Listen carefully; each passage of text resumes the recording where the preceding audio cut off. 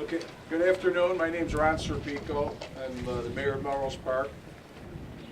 This year I'll be celebrating my 22nd year as mayor, but my 67th year as a Melrose Park resident.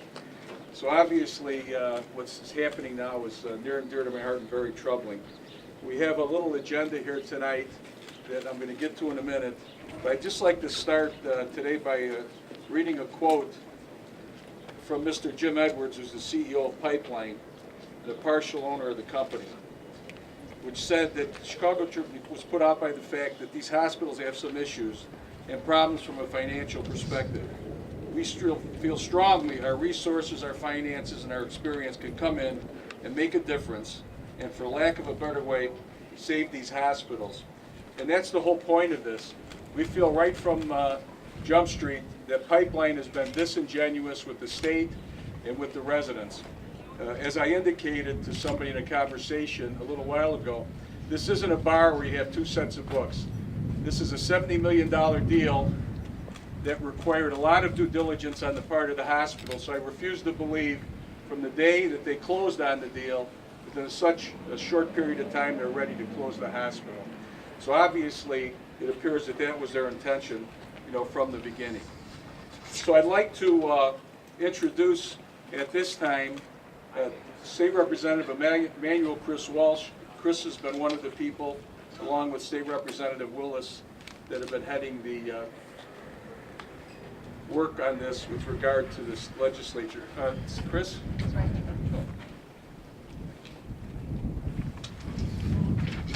Good afternoon, everyone. Good afternoon. I want to begin by first thanking the Honorable Mayor Serpico from Melrose Park.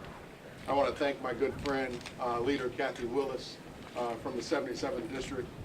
Thank Mayor Andre Harvey from the village of Bellwood, the doctors, the nurses, the staff, and all of the community members who are here standing united to save Westlake here today. Right. And yes, we are a united community.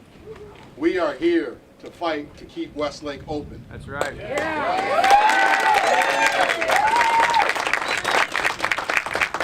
We are not going to allow someone to come in and lie to us and just roll over and take it. And let's be clear, the owners of Pipeline Health and Dr. Eric Whitaker lied to this community. That's right. And let me tell you, they actually swore under oath before this very board that's going to hold a public hearing that they would not make any changes to Westlake Hospital for at least 2 years. Mm-hmm. They swore under oath in an application for change of ownership that they would not make any changes to Westlake's charity care policy for at least 2 years. They swore under oath that they would keep Westlake open. That's right. And we're going to hold them to their word to keep Westlake open.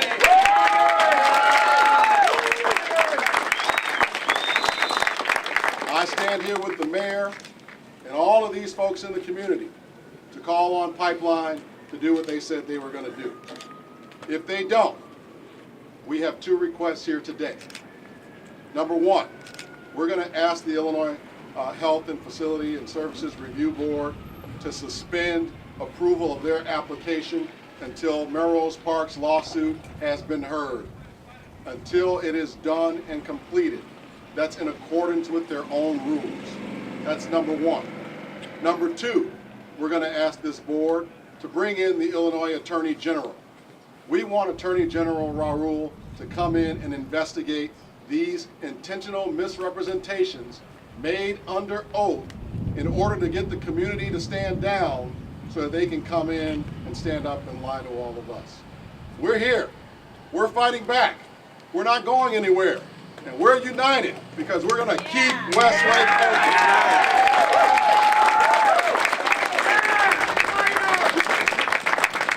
Next we have Representative Kathleen Willis. Thank you, Mayor. Thank you, Chris. Thank you, everybody that came out today. I also want to thank all of those that came out on Friday when we held a legislative hearing to hold Pipeline accountable. Many, many people came and testified. We had 3 different panels. We heard testimony for 2 hours about the importance of keeping Westlake open. But I will tell you, there was somebody that was not there in the room, and that was Pipeline.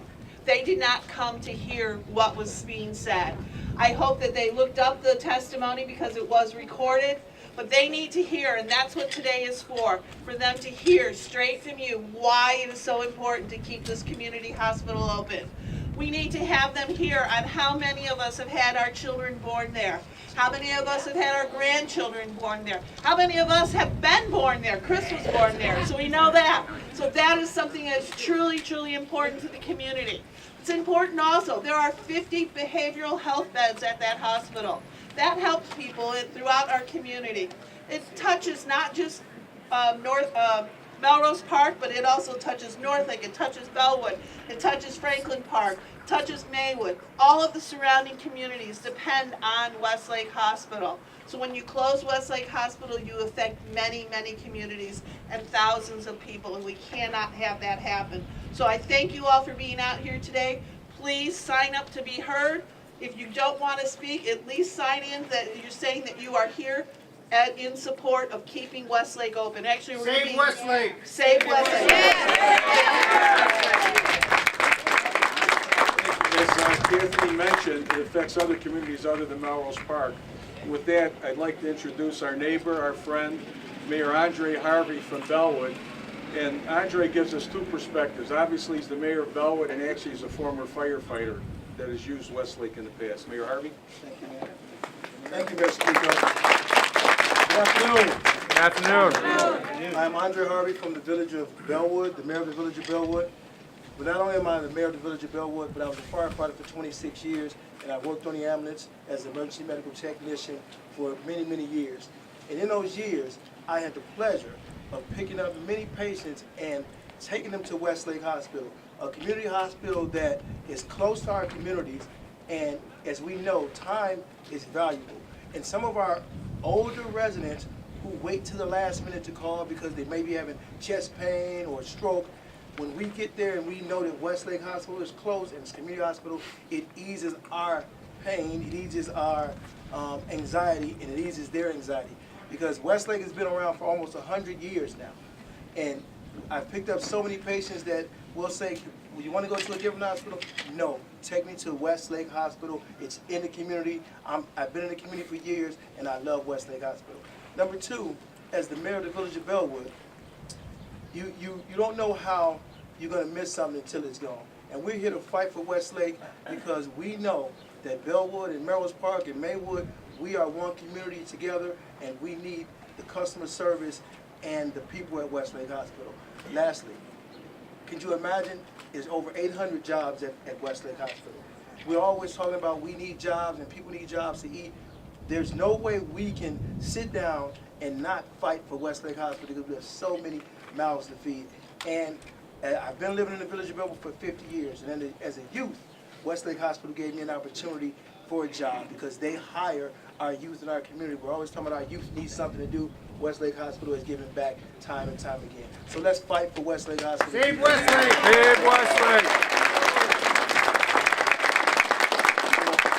One thing that was touched upon, last year Melrose Park alone had 600 ambulance calls to Westlake.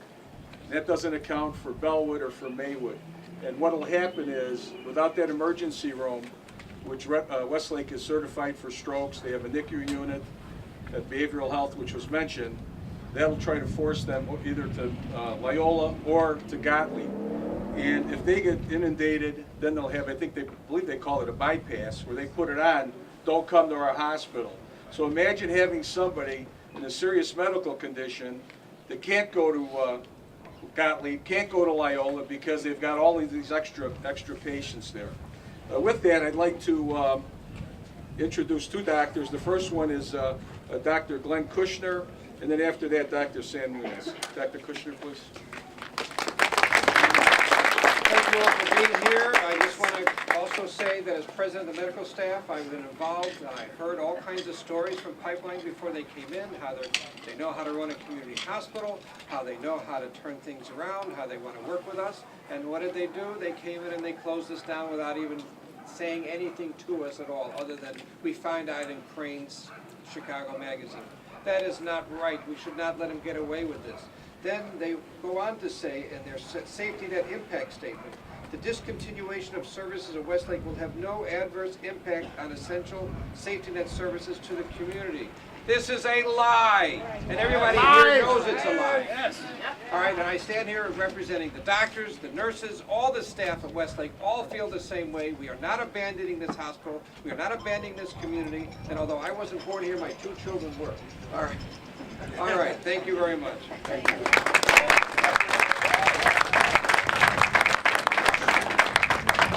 I'm overwhelmed by seeing the support from the community, from the workers of Westlake, and from my colleagues. I want to tell you guys, if we close this hospital, we're going to make it extremely difficult for my Hispanic community and my African American community to get good care, the quality of care that we all provide. Yeah, that's right. Thank you.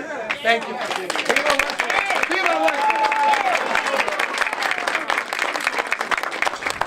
You know, the sad part about this is a black and brown issue, and Pipeline made it a green issue, and they should be ashamed of themselves for that.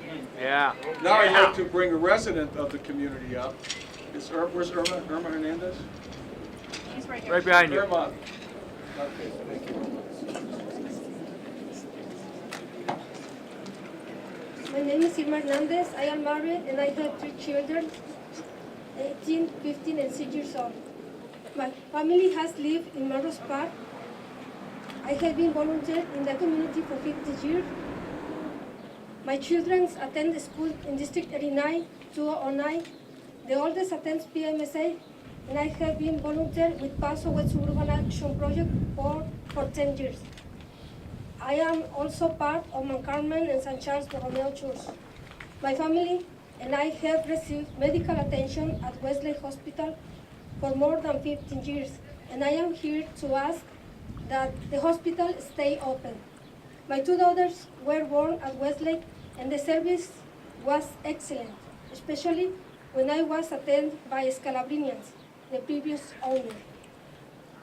On multiple occasions, I have had to use the emergency service when my children had an accident, an injury, or were running a fever.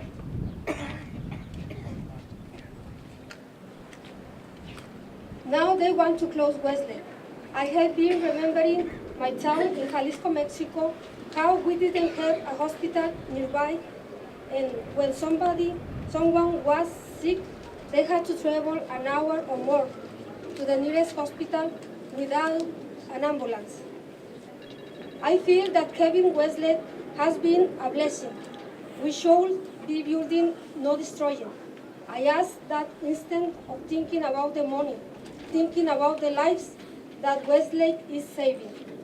For the Latinos, Afro-Americans, and all of us who go to this hospital, this is a matter of life or death. If you believe in God, do what is right and continue to save lives. Happiness comes from doing well, not just making money. I ask pipelines and to everybody, are our lives important to you? Please look into your heart and remember and reconsider to close. Thank you. Thank you, Irma. You know, one of the things that may have come out is that Westlake is the one that delivers babies, Kathleen doesn't. And I think I read something where Dr. Whitaker said that you may have a bus. So I don't know if somebody's water breaks, if he gets a bus or he gives them an Uber platform to call to get to West Suburban. But it's just terrible. I was at the hospital last week visiting a doctor to set up an appointment, and the poor soul was trying to figure out where he was going to move. He had an appointment in Gottlieb. So they've got these doctors, they've got everybody, on their toes, and they just don't know what to do. With that, as we talked about the collateral damage that's done by this, I'd like to introduce the president of Triton College, Mary-Rita Moore, and she can also tell you about how this affects Triton College. Mary? Thank you, Mayor. Thank you, everyone. It's wonderful to be here with you in support of keeping Westlake Hospital open. Westlake's potential closure means the loss of a vital hub of the community healthcare system and the elimination of important clinical learning and work environment for Triton College health career students. Triton has been engaged with Westlake for a 29-year partnership with over 40 students currently participating in clinical rotations at the hospital. Just in the last 3 years, more than 300 students have honed their medical and patient services through clinical rotations at Westlake Hospital. Historically, all Triton College nursing students have completed clinicals at Triton College. Losing access to Westlake would be detrimental to Triton students and its community because of its proximity to the Triton campus is not only a convenience but a necessity. Healthcare jobs provide Triton students with opportunities to serve their communities while pursuing worthwhile careers. Triton College joins in all of you to support Westlake during this time. Thank you. Yeah.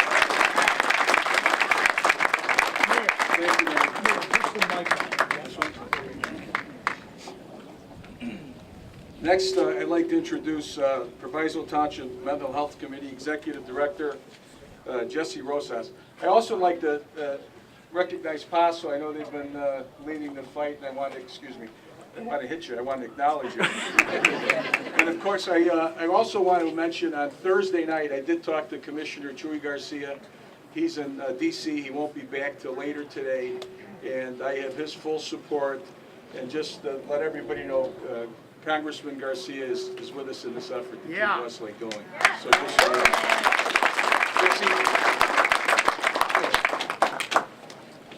Good morning.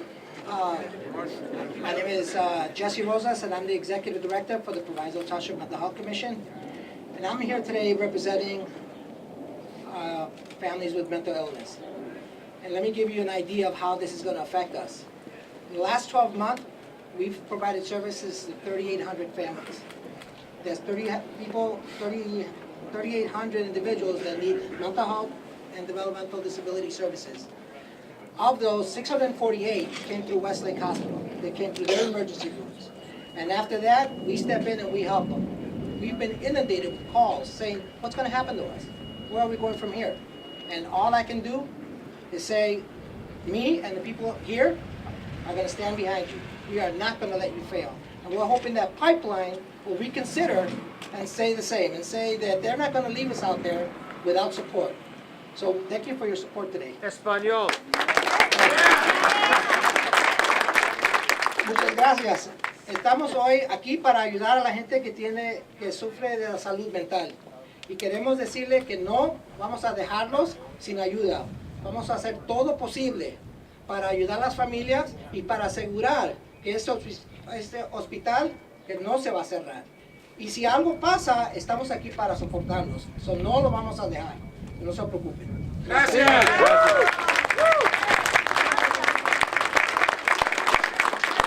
At this time,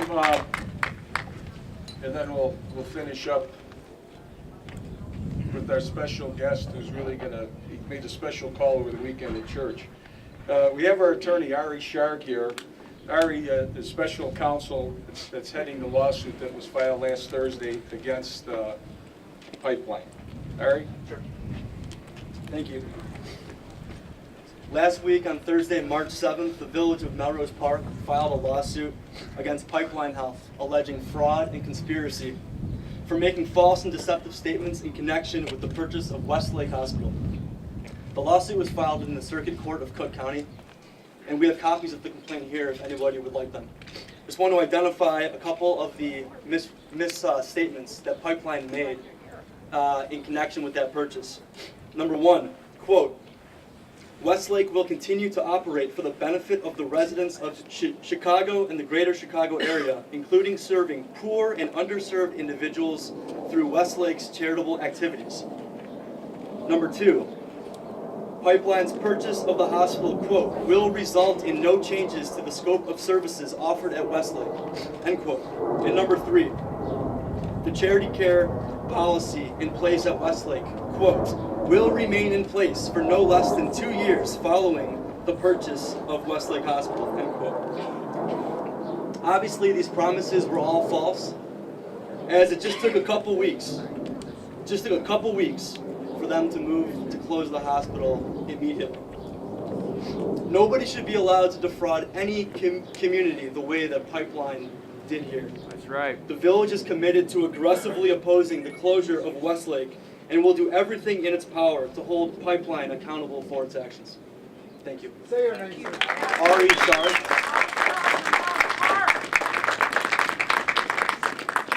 Father, I'd like to introduce Father Giovanni Bizzotto, Father. He's from Our Lady of Mount Carmel Parish, which is actually where I went to grammar school and was baptized at. Father, please. Thank you, Mayor. Assistant Father Giovanni, the pastor of Mount Carmel, would like to make a statement as a religious leader in fellowship with all religious leaders and civil and religious authority in this terrible, poor, selfish, detrimental decision the Pipeline Health and Twshp partners they're making against Westlake Hospital. You know, in the gospel yesterday, Jesus reminds us and warns us against the temptation of greed, power, and glory.